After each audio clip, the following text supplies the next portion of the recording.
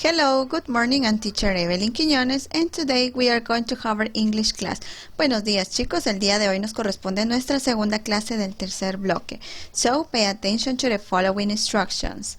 But first, don't forget to do your homework. Chicos, un pequeño recordatorio, no olviden realizar sus tareas y enviarlas en las fechas establecidas para que no se vea perjudicado su punteo más adelante. So, do your homework.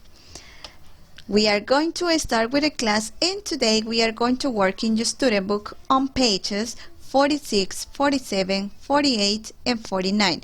El día de hoy, chicos, vamos a trabajar únicamente en nuestro student book. Abrimos nuestro student book en la página 46. So, pay attention to the following instructions. We are on page 46. Estamos en la página 46. Antes de que empecemos a trabajar cualquier ejercicio, vamos a escribir la fecha. Today is June 10th. Tenemos 10 de junio. Entonces, jóvenes, empezamos a trabajar vocabulary, listening, write. Si se fijan en su pantalla, ya tiene la respuesta en la parte de abajo. Entonces, con su lápiz empiezan a escribirla, pero de igual manera vamos a escuchar nuestro audio. So, pay attention to the following audio. Listen and write. Listen and write. Number 1. Go over the lesson. Go over the lesson. Number 2. Look after my pet. Look after my pet. Number 3. Help me out with my homework. Help me out with my homework. Number 4. Tidy up the books. Tidy up the books. Okay, and we finished with that exercise. Culminamos con nuestro primer ejercicio. Ahora vamos a la parte de abajo de speaking. Speaking, exercise A, ask and answer. Primero vamos a analizar la pregunta y respuesta que nos da acá y luego ya vamos a ver qué vamos a escribir en las nubecitas. Pay attention. Could you please tidy up the books? ¿Podrías ordenar los libros, por favor? El chico le responde, yes, I will tidy them up. Ok, los levantaré. Entonces, chicos, para recordarles la palabrita could, podrías. Ok, cuando queremos preguntar, ¿podrías cuidar a mi mascota? Could you look after my pet? For example. Y la respuesta pues ya va a ser variada. Entonces, en las nubecitas, ¿qué tenemos que hacer? Prácticamente es escribir lo mismo que está en su libro. Could you please tidy up the books? Y la respuesta, yes, I will tie them up. Okay, now let's take a look to the exercise B. Pasemos a la parte de abajo, donde dice, how many syllables are there in each phrase? ¿Cuántas sílabas hay en cada frase? Vean pues, chicos, acá les voy a colocar nuevamente un audio y vamos a escuchar en cuántas sílabas están separadas estas palabras. Y ahí mismo en su libro, en la parte de abajo, van a escribir la cantidad de sílabas por la cual está separada, ¿ok? Lo vamos a intentar hacer. Primero vamos a escuchar nuestro audio para luego poder escribir la cantidad de sílabas, ¿ok? So, pay attention to the following audio. How many syllables are there in each phrase? Clean up. Help out. Tidy up. Go over. So let's take a look to the answers. And we have clean up, 2 syllables. Entonces lo escriben ahí, por favor. Clean up, 2 syllables. Help me, help out, 2 syllables. Help out es referente al acento, a la fuerza en la que tiene las palabras. Tidy up, 3. Tidy up. We have 3 syllables. Go over 3 syllables. Muy bien. Now let's take a look to the page 47. Pasamos a la página 47. Les recuerdo también que tienen que escribir la fecha. Writing. Exercise A. Look and write. Mira y escribe. We have 2 pictures. Tenemos 2 palabras. Pero antes quiero que leamos el cuadrito que tenemos ahí donde dice tip. Some phrases mean the same thing. Algunas frases significan lo mismo. Claro que sí. Veamos cuáles son estas. Tidy up, put away, que significa organize, organizar, ordenar, throw out, throw away, dispose of. Esto quiere decir que significan lo mismo, ¿ok? Se escribe diferente, pero significa lo mismo. Entonces, vamos a nuestro ejercicio. Let's take a look to the number 1. Could you please, vamos escribiendo con nuestro lápiz, put away the clothes. Sure, I'll, ¿qué consideran ustedes que es correcto que escribamos? Put them away. Now, thank you. Now let's take a look to the number 2. Could you please, ¿qué estarán haciendo la chica con su mami? Help me out with my homework. Yes, I'll help you out. Thank you. Muy bien, ahí tenemos nuestro ejercicio A. Ahora sí, pasemos al B. Choose and write. Elige y escribe.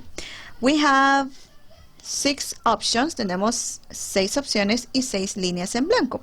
Cada una de estas las tenemos que ubicar. Ustedes las pueden ir tachando para no equivocarse. ¿Cuáles son las opciones? We have tidy up the books, help her out with her homework, go over the lesson, put away the clothes, throw away the garbage, and clean up the room. Estas son las opciones que tenemos que ubicar. Vamos a leer primero para ver cuáles son las que podemos escribir. Anna helps her parents at home. Anna ayuda a sus papás en casa. When her mother asks her, could you please... ¿Cuál de todas estas creen ustedes que encaja acá? Clean up the room. She'll say, sure, I will clean it now. When her mother says, could you please? Another one. Put away the clothes. She'll say, yes, I'll put them away. Also, she'll throw away the garbage. When the can is full, she'll tidy up the books when they're messy. Sometimes it's Anna who asks her parents for help. Her mother will, cuando ella le pide ayuda a sus papás, help her out with her homework. Es bastante larga la frase que tenemos que escribir, entonces les encargo que hagan la letra no muy grande, ¿ok? Procuremos no salirnos de la línea. When she doesn't know how to do it, her father will go over the lesson. When she needs to study for a test, Anna and her parents help each other. That's what family is for. Muy bien, chicos, mucho ojo con este ejercicio porque hay uno muy parecido en el workbook que van a tener que realizar como tarea, pero eso más adelante lo vamos a explicar. Now let's take a look to the exercise on page 48. Pasamos a la página 48. Community Service. Acá tenemos una lectura. Les voy a colocar un audio para que podamos escuchar la pronunciación correcta de estas palabras y préstenle mucha atención a este texto, a este audio, porque en base a este ejercicio vamos a realizar el siguiente de la página 49, ¿ok? So pay attention to the following audio. Listen and read. Community service. Volunteer work is important. It can make a community a better place to live. Volunteer work in your community is called community service. It is work that someone does to help others in their community.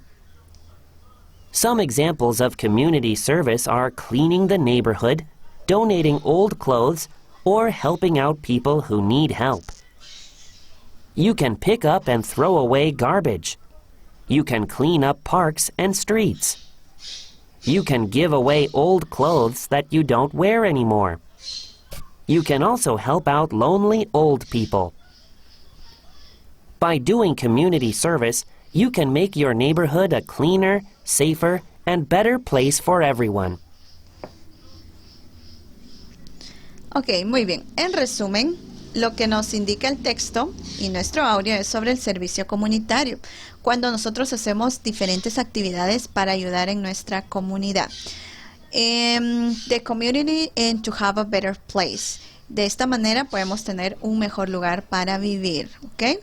Ahora sí, jóvenes, si ustedes necesitan volver a escuchar el audio, lo encuentran en su disco, lo pueden escuchar las veces que ustedes quieran.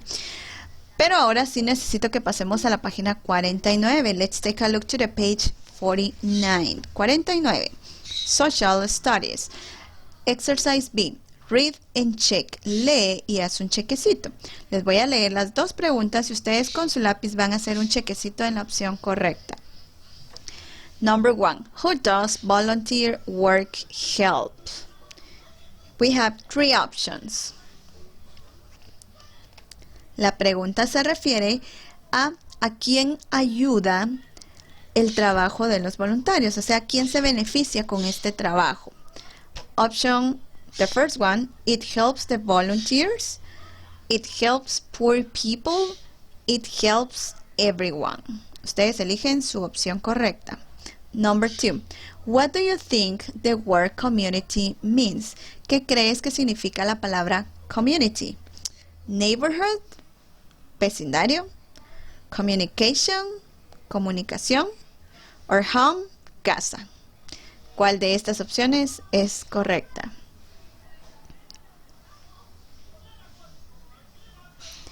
Let's take a look to the answer. And the number 1, we have the last one.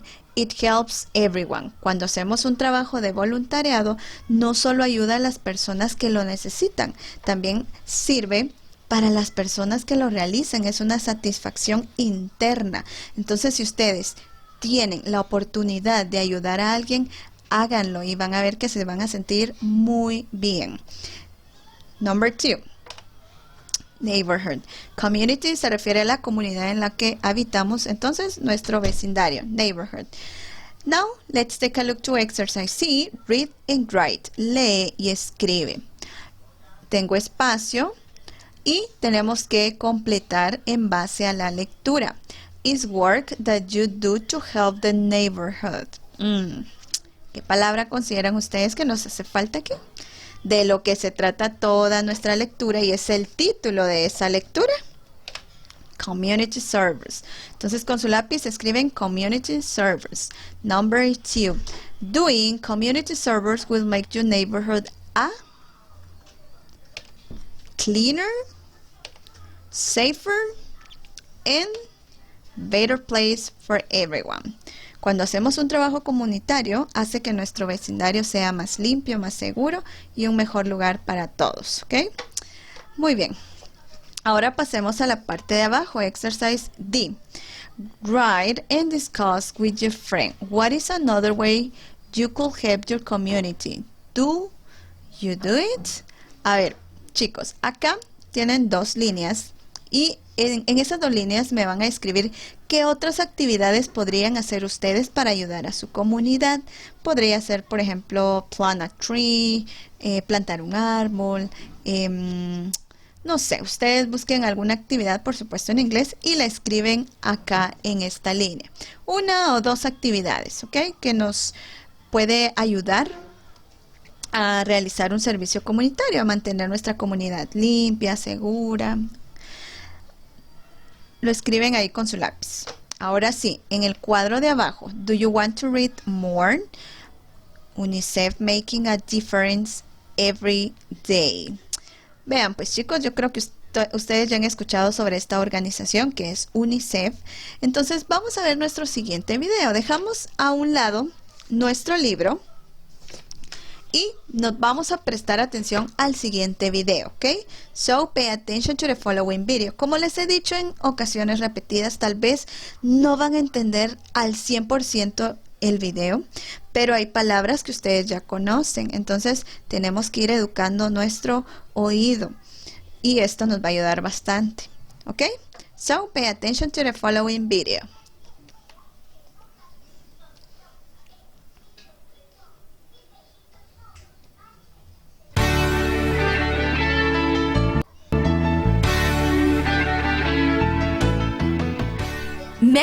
people ask, what does UNICEF mean? The word UNICEF is an acronym, a word formed from the initials or parts of several words. It stands for United Nations International Children's Emergency Fund, the world's most recognized charity and leading advocate for children. Today, UNICEF is one of the most well-known international organizations in the world. UNICEF was originally created in 1946 by the United Nations General Assembly. It was started as a temporary organization to respond to the suffering of children after World War II. Later, in 1953, it became a permanent organization to help children all around the world. That's when the organization first came up with their name. UNICEF began to raise awareness and funds a couple of years later. Canada branched off and created a campaign called Trick or Treat for UNICEF. This campaign took place on October 31st, Halloween. Schools across the nation were involved. It began with teachers distributing UNICEF collection boxes to all students. Then, students went trick-or-treating and collected coins at the same time they collected candy. The reason why Halloween is so important to UNICEF is easy. The fact is that UNICEF raises more money on Halloween than any other day of the year. It has been able to collect millions of dollars worldwide on this day. This is the reason why UNICEF decided to make Halloween its national day. Today, many schools across Canada organize special UNICEF fundraising events in October. Sometimes it's hard to understand how UNICEF raises so much money. But there are many different ways to raise money for UNICEF. One popular event used in many schools is the dance-a-thon. A dance-a-thon is a dance party that goes on for many hours. Before the event, students ask family or friends to sponsor them by donating money. Some sponsors will pay students a certain amount of money for each hour they continually dance. Or, sponsors can choose to pay just one amount. Of course, all of the money raised goes to UNICEF. Halloween isn't the only holiday on which UNICEF encourages fundraising. In fact, UNICEF also has programs that raise money at Thanksgiving, Christmas, New Year's, and Easter. Another way in which people raise money has been through community events. For example, communities can throw great parties. In order to raise a lot of money, it is important for these parties to be well organized. For example, at UNICEF-related parties, many people charge an entrance fee. Others charge for food or drinks, and some people sell baked goods. People can also fundraise for UNICEF through work-related events. One example involved co-workers raising money from an office garage sale. People bring things from home that they don't use anymore. The idea is to sell your unwanted items to co-workers that need them. Since all employees are involved, they all agree to donate what they earn to UNICEF. UNICEF also teaches people how to fundraise. It has developed a curriculum that is full of fundraising methods and ideas for both groups and individuals. One of the ideas for teachers is no more gifts. Instead, they encourage classes as a whole to raise money to buy many different items a small village needs. These gifts are often more useful for the village because the gifts are things that the whole village can benefit from. UNICEF does many interesting things with the money raised. The people at UNICEF have always been impressed with and grateful for the amount of money that people raise every year. Millions of dollars are collected across the world for UNICEF. The money raised for this organization has gone to purchase specific items for struggling villages in Africa. After funds are raised, UNICEF determines which item suits which village the best. One item UNICEF has focused on is bed nets. Bed nets are essential for villages in Africa. They protect people from mosquitoes that carry different deadly diseases. In fact, bed nets have been shown to reduce the spread of malaria by up to 50%. It has also been proven that pregnant women who sleep under a tent give birth to fewer premature babies. Therefore, UNICEF-sponsored bed nets help many people. UNICEF also buys bicycles with money raised from various events. Like the bed nets, these bicycles are also sent to various villages in Africa. They help the African people to get to areas with water quicker. Bikes are also helpful for traveling to other villages, and they help the children get to school faster. They are a very essential part of a community. Another item which has been the focus of a lot of school fundraising projects is school tents, a necessity in Africa. These are portable structures which act as schools. Since schools are rare in some small African villages, the purchase of school tents allows children that live in rural villages to go to school. UNICEF feels that the most important part of changing a community is by educating its children. But having a school is not always enough. Schools in Africa need to have the right programs to help educate the people. The Childhood Development Kit is a useful gift that can be purchased for a school. This kit is great because it includes many types of activities that encourage early childhood development. This is done through hands-on activities and social interaction. Teachers and parents play, tell stories, learn about numbers, and so much more. How much does a person have to donate to UNICEF? Many say they can't afford to donate. However, these people are often very surprised to learn the truth. In fact, donations for schools in Africa aren't too costly. For example, if students raise only $18, they can buy a box of pencils for African children in need. Each box includes 900 pencils, which can supply a school with pencils for an entire year. Pencils are an important tool and are a key to learning because writing is essential in advancing education in a community. Notebooks go hand in hand with pencils, and for only $30 a box, 65 notebooks can be purchased for a school. This allows students to take home what they've learned at school. When a child can express themselves through writing, they are able to create, dream, and most of all, hope. Another popular gift is a school in a box. This box includes supplies for up to 80 students and comes with a blackboard, posters, exercise books, and pencils.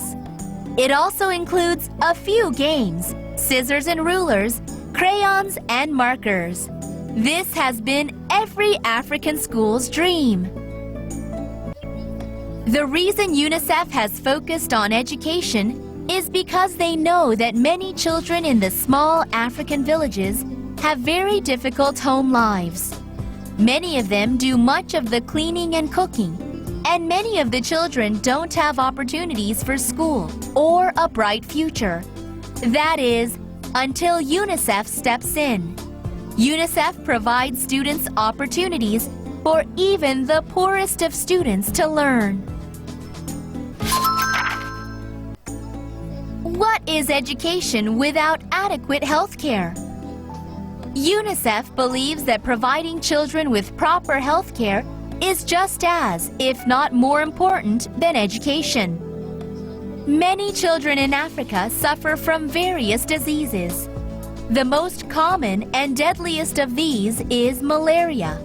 In fact, the majority of African children under 5 die of malaria, and a total of 3,000 children die each day.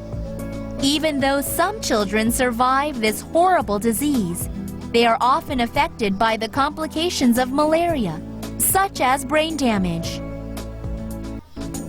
UNICEF has access to malaria medication that is shipped out all over the world.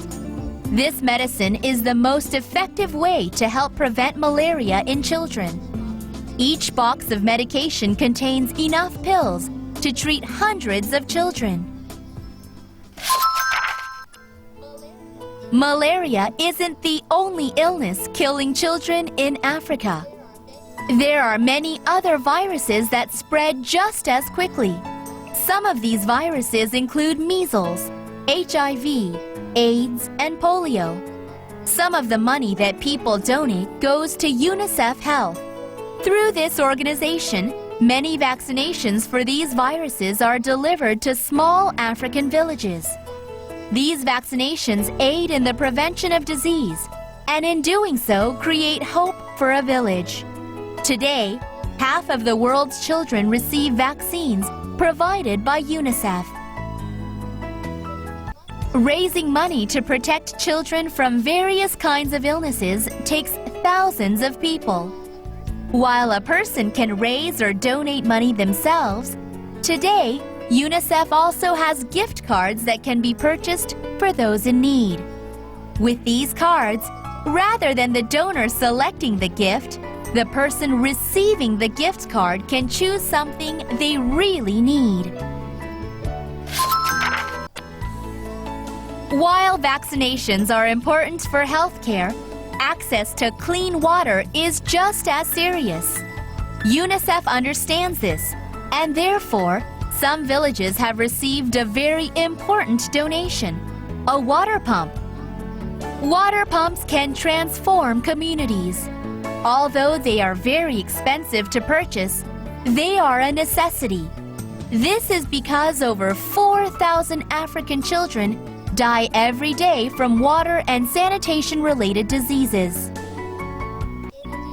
In addition to the water pump, UNICEF also provides villages with a water pump repair kit gift, which can be used to resolve problems with the water pump. This kit provides a village with all the tools needed to fix any leak. It is necessary to keep the water running effectively, and this repair kit allows the community to keep the clean water flowing. In cases where there is no access to water pumps, UNICEF provides clean, drinkable water to villages by providing water purification tablets. These little pills provide over 3 months of clean water, a very important gift indeed. While it may seem that all donations and gifts are aimed at education and health, that's not always the case. A gift from UNICEF can also be about fun.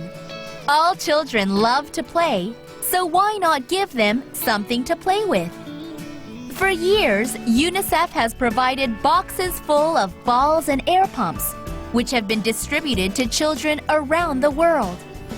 Research has shown that children who play together develop higher confidence and social skills. These types of gifts have been a great way to develop teamwork and unite communities. One of the more popular gifts that African children enjoy is the recreation kit. This box includes board games, hula hoops, jump ropes, puzzles, and books. UNICEF believes that physical as well as mental play is essential for a child's spirit. Helping to develop a child's imagination is the Art in a Box kit. This comes equipped with brushes, paint, paper, and chalk. Together, these play-inspired gifts nurture the creativity.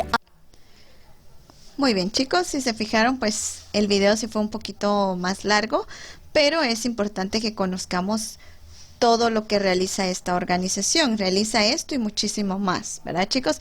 Ya más adelante vamos a ahondar un poco más en el tema sobre esta organización, que es bastante interesante.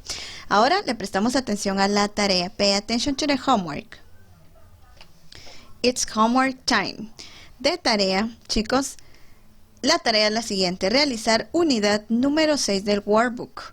Esta tarea tiene un valor de 10 puntos. Se pueden guiar del Student Book, como ya finalizamos la unidad número 6 y hay ejercicios que son muy similares al workbook, entonces se guían de su Student Book. De igual manera, si tienen alguna duda con algún ejercicio, me pueden escribir al correo electrónico o al chat en los horarios ya establecidos.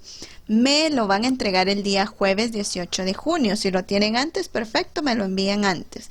Después ya saben que su tarea tendrá un valor de 5 puntos, ya no de 10 puntos.